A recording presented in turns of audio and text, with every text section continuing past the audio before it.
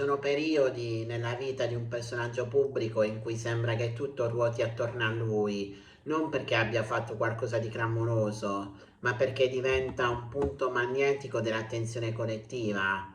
È una fase sottile, quasi invisibile all'inizio, poi all'improvviso ogni cosa che lo riguarda diventa discussione, analisi, teoria. È così che nasce il caos mediatico ed è esattamente il vortice in cui il nome di Jayaman viene spesso trascinato.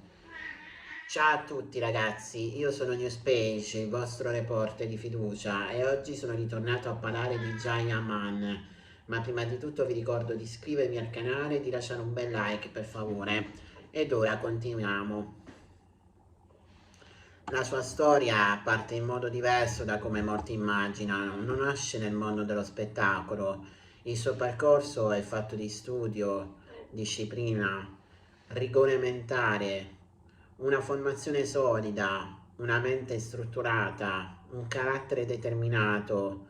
Quando entra nel mondo della recitazione non è una figura costruita per il gossip, è un professionista che costruisce un'immagine forte, quasi granitica. Ma quando una figura così diventa improvvisamente globale, accade qualcosa che non dipende più da lei.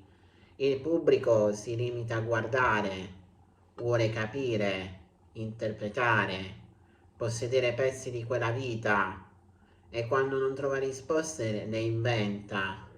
Il caos mediatico nasce da questo vuoto tra ciò che si sa e ciò che si vuole sapere. Jayaman ha sempre mostrato una certa riservatezza sulla sua sfera privata e quella scelta legittima e umana nel sistema dello spettacolo moderno diventa materiale narrativo. Il silenzio non viene letto come riservatezza, ma come segreto. La discrezione diventa mistero, il controllo diventa tensione. Col tempo, attorno alla sua figura si crea una specie di aura, l'uomo sicuro, carismatico, disciplinato, ma anche distante. E la distanza affascina, ma genera storie. Vecchi momenti del passato vengono ripescati, vecchie interviste rilette con occhi nuovi, frasi dette anni prima diventano indizi. È il meccanismo della ricostruzione continua. Il personaggio non vive solo nel presente, ma viene costantemente riscritto. E in questa riscrittura la realtà si mescola con immaginazione. Il pubblico dimentica che dietro l'immagine c'è una persona che vive pressioni costanti. Essere sempre osservati non è naturale per essere umano. Ogni gesto viene amplificato, ogni espressione analizzata. Questa porta inevitabilmente a costruire a una protezione, una barriera emotiva, ma quella barriera agli occhi di chi guarda diventa cambiamento. E il cambiamento nel linguaggio del gossip significa crisi. Il caos mediatico è quindi un ciclo, più attenzione, più interpretazioni, più mistero, più attenzione.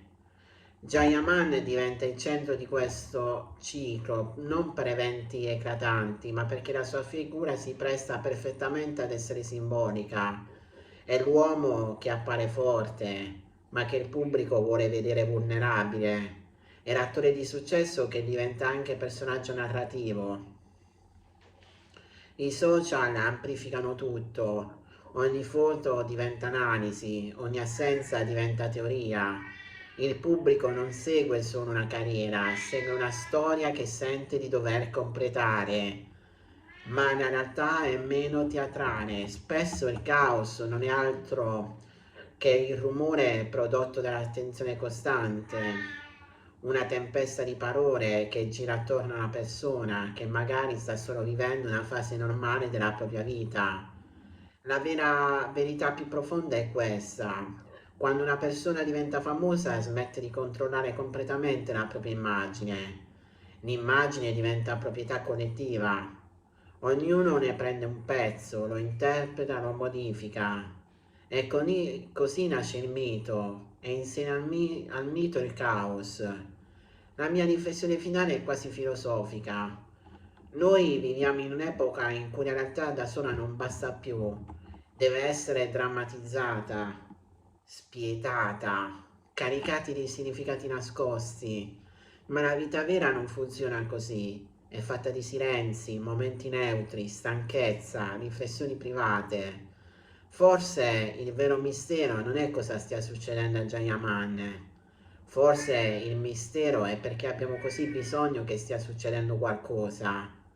La morale è chiara, il caos mediatico racconta più di noi che guardiamo che di chi viene guardato, perché spesso non cerchiamo la verità, cerchiamo una storia e quando non c'è la creiamo e nel frattempo la persona reale resta lì, al centro del rumore, a cercare semplicemente di vivere.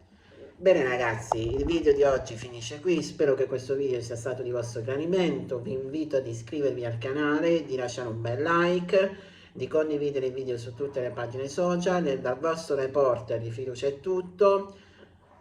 Noi ci vedremo in un prossimo video che non so quando lo farò, ma di sicuro ci sarà. A presto su Newspage.